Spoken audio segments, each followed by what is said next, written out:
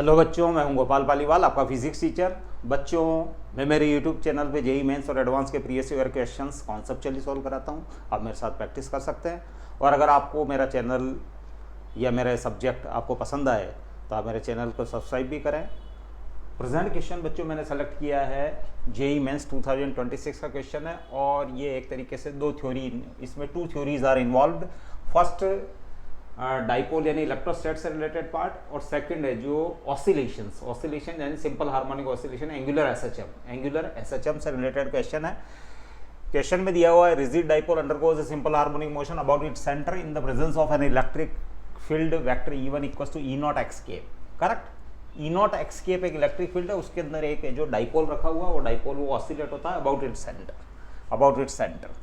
If another electric field vector E2 equals to 2E0 into YK plus ZK is introduced to the system। अब net electric field हो गया बच्चों E0 XK plus 2E0 YK plus 2E0 ZK, total electric field हो गया vector E1 plus vector E2, इन दोनों का sum is introduce to the system. What will be the percentage change in the frequency of the oscillation. अब frequency dipole किस type से oscillate होता है बच्चों, तो उसके बारे में थोड़ा डिस्कशन कर लेते हैं। इसके बाद ये इजीली ये क्वेश्चन सॉल्व हो जाएगा। Late assume it is the direction of electric field, correct, and electric dipole is placed making angle theta. ये माइनस क्यू है बच्चों, और ये प्लस क्यू, और theta is the small angle, correct. अब इस वाले पे फोर्स लगेगा प्लस क्यू ई, और इस पे फोर्स लगेगा माइनस क्यू इंटू वैक्टर ई, करेक्ट। अब they will form a torque. Force के मैग्नीट्यूड्स इक्वल है और डायरेक्शन अपोजिट है, तो वो एक टॉर्क क्रिएट करते हैं बच्चों। तो टॉर्क इस केस में क्या होगा बच्चों, torque tau, magnitude of either force, किसी एक फोर्स का मैग्नीट्यूड क्यू ई इंटू इनके बीच की परपेंडिकुलर डिस्टेंस। तो परपेंडिकुलर डिस्टेंस बन रही है बच्चों,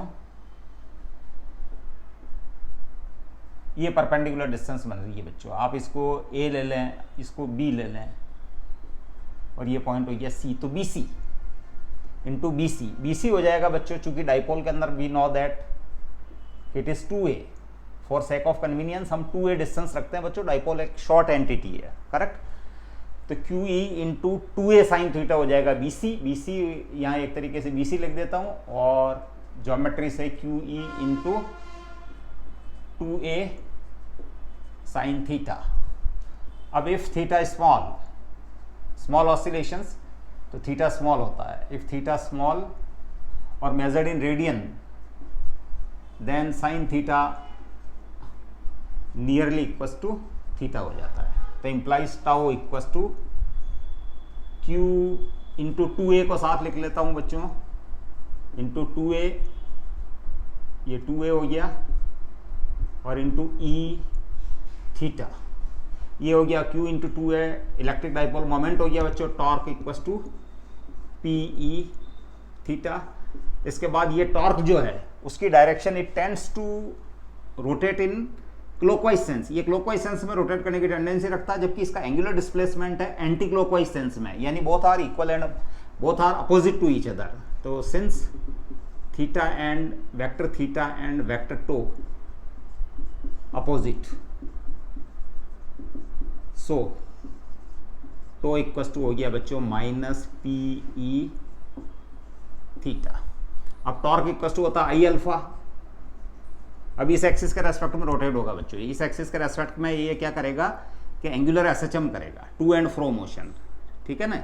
ये टू एंड फ्रो मोशन करेगा इस टाइप से, ऐसे जाएगा, इसके बाद ऐसे आएगा, ये मीन पोजीशन हो गई, ये टू एंड फ्रो मोशन। और इसकी टिप जो है वो क्या करेगी, along an arc of the circle है जो मूव करेगी। टिप यानी डाइपोल का है जो आप कोई भी एक चार्ज के दो, वो आर्क के अलोंग ट्रेवल करेगा।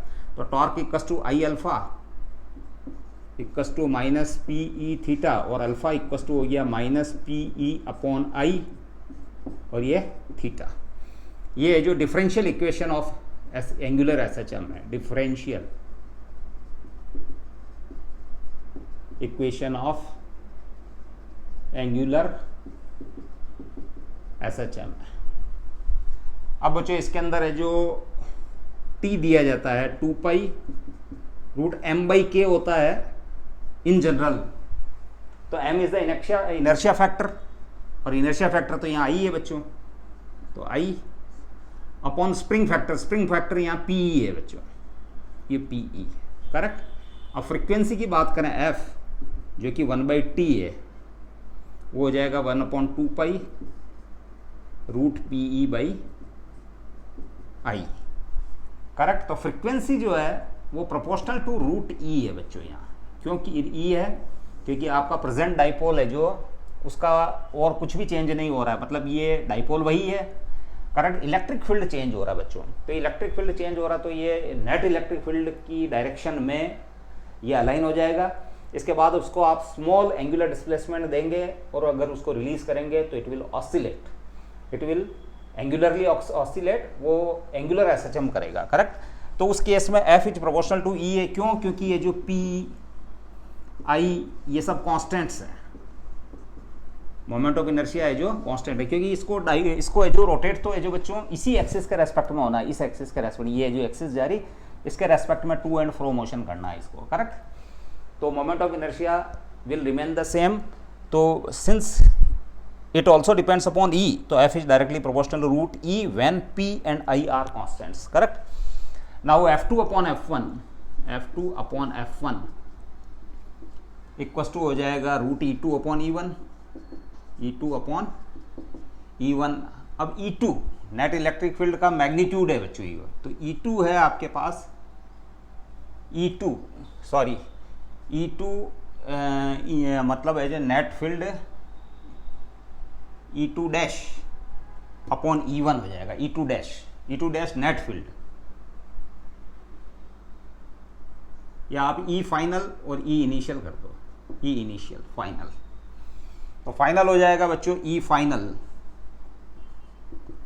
हो जाएगा इन दोनों का सम, क्योंकि इन दोनों के कंबाइंड फील्ड के अंदर है जो ये करता है रोटेट होता है, तो E फाइनल हो जाएगा E0 एक्स के plus 2E0 y cap bracket open कर दिया प्लस 2E0 जेड कैप।